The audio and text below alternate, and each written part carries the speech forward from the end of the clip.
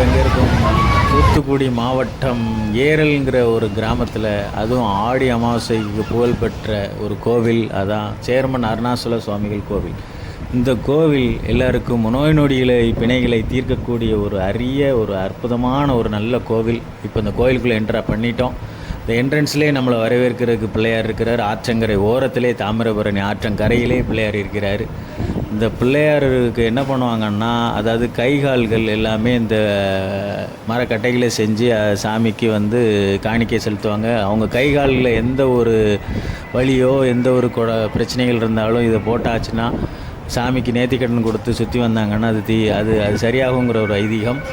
மேலும் இந்த சாமியோடைய உருவம் பார்த்திங்கன்னா உள்ளே பார்த்திங்கனாக்க ஒரு முருகருடைய அமைப்பில் தான் இருக்கும். ஆனால் அந்த சேர்மன்கிற சாமி வந்து சேர்மன்கிறது அவருடைய பேர் கிடையாது, அவர் வகித்த பட்டம்.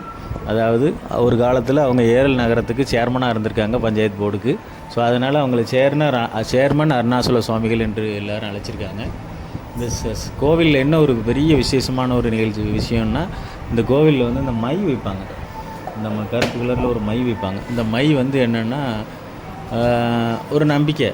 அதாவது அது வச்சாச்சுன்னா நமக்கு வந்து நோய் நொடி இல்லாமல் ஆரோக்கியமாக இருக்கலாம் அப்படிங்கிற ஒரு நம்பிக்கை அந்த கோவிலில் தொடர்ந்து மக்கள் மத்தியில் இருக்குது. இதுதான் சாமி பிதைச்ச இடத்துல வந்து அந்த இந்த மண்ணை எடுத்து எல்லாருமே உருண்டை பிடிச்சி அதில் வச்சுட்டு போவாங்க. சிலர் வீடுகளுக்கு எடுத்துகிட்டு போவாங்க. இதை வச்சு என்ன செய்வாங்கன்னா, அதாவது நம்பிக்கையின் பேரில் உடல் ரீதியாக எதுவும் பிரச்சனைகள் இருந்துச்சுன்னா அந்த மண்ணை எடுத்து அந்த இடங்களில் பூசிடுவாங்க. தண்ணியில் குழப்பி பூசினாங்கன்னா சரியாகுங்கிறது ஒரு ஐதீகம். அதாவது முன்னொரு காலத்தில் இந்த சாமி மனிதனாக இருந்து கடவுளாக்கப்பட்டவர்.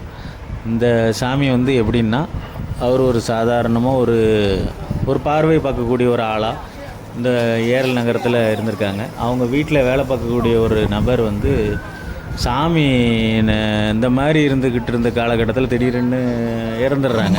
இறக்கவும் அவர் வீட்டில் வேலை பார்த்தவர் வந்து உடல் ரீதியாக வயிற்று வலி காரணமாக ரொம்ப கஷ்டப்பட்டு எடுத்துருக்காரு. அந்த நேரத்தில் பார்த்தீங்கன்னாக்க, என்ன சாமியிலேயே இந்நேரத்தில் இருந்தால் நல்லா இருந்திருக்குமே, ஐயா இருந்தால் நல்லா இருந்திருக்குமே, நம்ம மருந்து வாங்கி சாப்பிட்ருப்போமே அவருங்கிட்ட அப்படின்னு சொல்லி அவர் ரொம்ப வருத்தப்பட்டு இருந்திருக்காங்க. அந்த நேரத்தில் நைட்டு அவர் அசந்து தூங்கிட்டு இருக்கிற நேரத்தில் அவர் கனவுல சாமி வந்து, ஐயா இந்த மாதிரி நீ என்ன பேச்ச இடத்துல அதில் உள்ள பிடிமண் எடுத்து நீ வந்து வயிற்று பகுதியில் பூசிக்கோ, உனக்கு சரியாயிடும் அப்படின்ட்டு இருக்காங்க. உடனே இவங்களும் போய் அதே மாதிரி மறுநாள் காலையில் எடுத்து பிடிமண் எடுத்து பூசியிருக்காங்க. வயிற்று வலி குணமாயிருந்துருக்கு.